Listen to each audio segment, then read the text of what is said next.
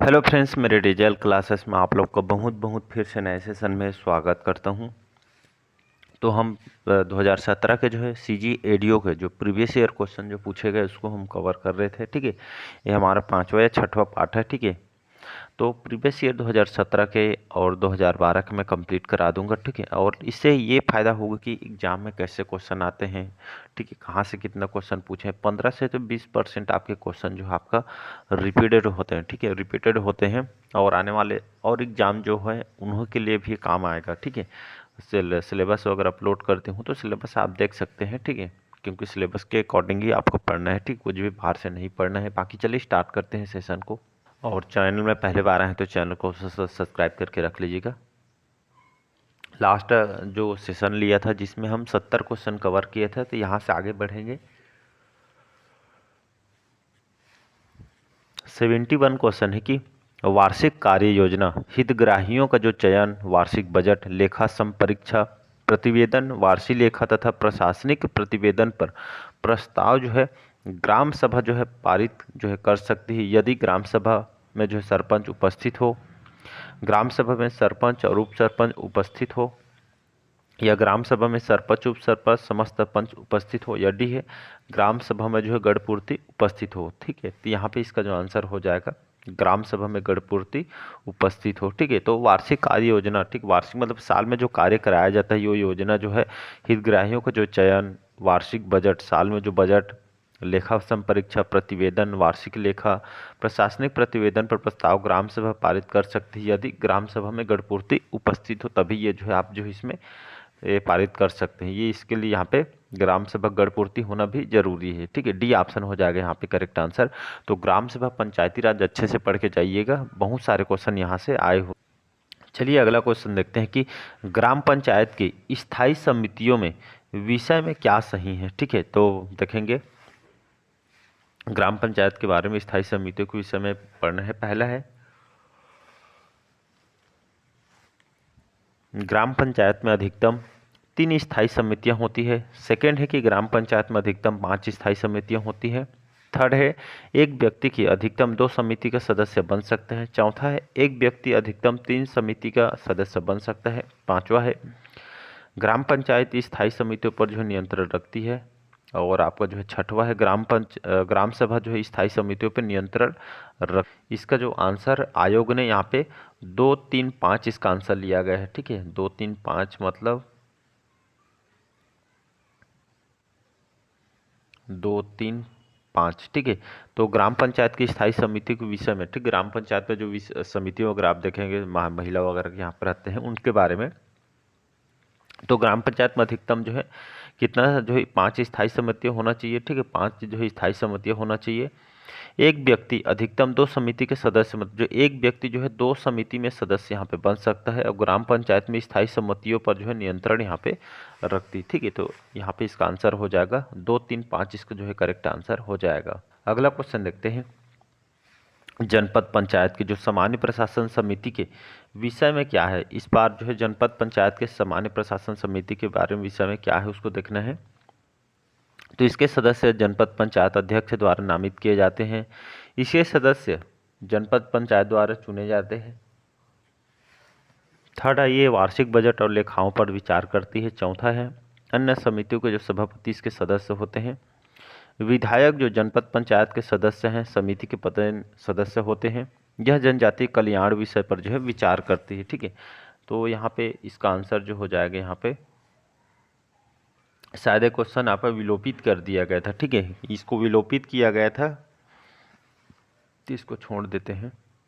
अगला क्वेश्चन देखते हैं जिला पंचायत की शिक्षा समिति के विषय में क्या सही। ठीक है, तो जिला पंचायत जनपद और हम ग्राम पंचायत की ये इस बार जो है जिला पंचायत के शिक्षा समिति के विषय में बोला गया है। तो जिला पंचायत का अध्यक्ष इसका सभापति होता है। जिला पंचायत का जो उपाध्यक्ष है इसका सभापति होता है। थर्ड है समिति के जो सदस्य सभापति के जो चुनाव करते हैं। चौथा, समिति में एक महिला सदस्य का होना आवश्यक है। समिति में एक अनुसूचित जाति या अनुसूचित जनजाति के सदस्य को होना भी आवश्यक है। छठवां है समिति में अन्य पिछड़ा वर्ग के एक सदस्य होना भी इसमें आवश्यक है, ऐसा बोला गया है। तो इसका आंसर हो जाएगा यहाँ पे 2, 4, 5 आयोग ने इसका जो है आंसर लिया गया है। तो यहाँ पे इसका आंसर हो जाएगा 2, 4 और 5, ठीक है। तो जिला पंचायत के शिक्षा समिति के विषय में, तो जिला पंचायत के उपाध्यक्ष इसका जो है सभापति होते हैं, और समिति में एक महिला सदस्य का होना भी इसमें आवश्यक है बोला जा रहा है, और समिति में एक अनुसूचित जाति तथा एक अनुसूचित जनजाति के सदस्य का होना आवश्यक है। इसी तरह ये जो है, ठीक है, जिला पंचायत के शिक्षा समिति के विषय में 2, 5 इसका जो है, ठीक है, 2, 4, 5 इसका आंसर हो जाएगा। अगला क्वेश्चन देखते हैं, सरस्वती साइकिल योजना के बारे में सही क्या है? तो साइकिल छात्राओं को निःशुल्क दी जाती है, ये कई बार क्वेश्चन आया है यहाँ से, और ये समस्त शालाओं में अध्ययनरत छात्राओं को दी जाती है, ठीक है। और इसमें जो है ये जो है मतलब कक्षा में इतने जो पढ़ रहे हैं उन छात्राओं को जो है दी जाती है। ये अनुसूचित जाति अनुसूचित जनजाति छात्रों को दी जाती है। ये अन्य पिछड़े वर्ग छात्राओं तथा सामान्य व गरीब छात्रों को दी जाती है। और ये जो यह हायर सेकेंडरी कक्षा में अध्ययनरत छात्रा को यहाँ पे दिया। तो इसका जो आयोग ने आंसर लिया था 1, 3, 4, 5, ठीक है, 1, 3, 4, 5 इसका आंसर हो जाएगा यहाँ पे 1, 3, 4, 5, ठीक है। ये कहने का मतलब ये जो है साइकिल निःशुल्क दी जाती है, मतलब ये प्रवेशित जो है छात्राओं को यहाँ पे दिया जाता है, अनुसूचित जाति अनुसूचित जन छात्राओं को यहाँ पे दी जाती है, अन्य पिछड़ों ये सभी मतलब जो है इसका आंसर हो जाएगा 1, 3, 4, 5 इसका आंसर हो जाएगा, ठीक है। कई बार क्वेश्चन यहाँ से पूछे गए हैं। अगला क्वेश्चन चलिए देखते हैं, महात्मा गांधी राष्ट्रीय रोजगार गारंटी जो योजना है, ये कई बार आया है क्वेश्चन। तो छत्तीसगढ़ में फरवरी 2008 में इसको जो है लागू की गई। प्रथम चरण में है, राज्य के 11 जिलों में लागू किया है। निम्न सूची में कौन से जिले में इसके जो है सम्मिलित नहीं थे? बस्तर, बिलासपुर, दंतेवाड़ा, धमतरी, जशपुर, कांकेर, कबीरधाम, कोरिया, रायपुर, कोरबा, महासमुंद, रायगढ़, राजनांदगांव, सरगुजा, ठीक है। तो ये आपका रायपुर, दूसरा कोरबा और तीसरा महासमुंद। तो महात्मा गांधी राष्ट्रीय जो है ग्रामीण रोजगार गारंटी योजना, ठीक है, कब आया था? ये आपके फरवरी 2008 में आया, इसको लागू किया गया था, ठीक है। डेट याद रखिएगा, ठीक है। तो महात्मा गांधी जो राष्ट्रीय ग्रामीण रोजगार गारंटी, ये फरवरी 2008 में इसको लागू की गई, ठीक है, जिसमें प्रथम चरण में 11 जिलों में, छत्तीसगढ़ के लगभग 11 जिलों में इसको जो है लागू किया गया। सूची में आपके रायपुर, कोरबा और महासमुंद, ठीक है, ये इसको जो है इस जिलों को यहाँ पे जो है सूची 1 में इसको शामिल नहीं किया गया था, ठीक है। ये डेट वगैरह याद रखिए क्योंकि यहाँ से क्वेश्चन आपसे पूछे गए हैं। अगला क्वेश्चन देखते हैं, ये आपका वयस्क परीक्षा मंडल द्वारा आयोजित प्रश्न पत्र हरिराम पटेल महात्मा गांधी रोजगार संदर्भ में क्या सही है? ठीक है, तो महात्मा गांधी राष्ट्रीय ग्रामीण रोजगार गारंटी के संदर्भ में पूछा गया है, ठीक है। तो व्यक्ति को वर्ष में कम से कम 150 दिन को रोजगार दिया जाता है। यह अकुशल शारीरिक श्रम से जो है संबंधित है। मजदूरी का जो भुगतान बैंक या डाकघर बचत खाता के माध्यम से किया जाता है। मजदूर और जो है सामग्री का अनुपात 50:50 होता है। और यहाँ पे मांग करने पर 1 सप्ताह के भीतर रोजगार दिया जाता है। मनरेगा लोकपाल की व्यवस्था के यहाँ पे की गई है इसके तहत यहाँ पे। तो आंसर इसका 4 और 5 इसका आंसर आयोग ने यहाँ पे लिया गया है, ठीक है, 4 और 5। मजदूर सामग्री का अनुपात 50:50 होता है, ठीक है, और मांग करने पर 1 सप्ताह के भीतर रोजगार दिया जाता है, ठीक है। तो इसको आपको याद रखना था, इसका 4 और 5 इसका आंसर हो जाए। चलिए अगला क्वेश्चन देखते हैं, प्रधानमंत्री आवास योजना के विषय में क्या है? ठीक है, सही है उसको बताना है, ठीक है, जो सही है। तो 1 मिनट, ठीक है, तो यहाँ पे नंबरिंग तो गड़बड़ हो गया है, ठीक है। तो यहाँ पर पढ़ लेते हैं।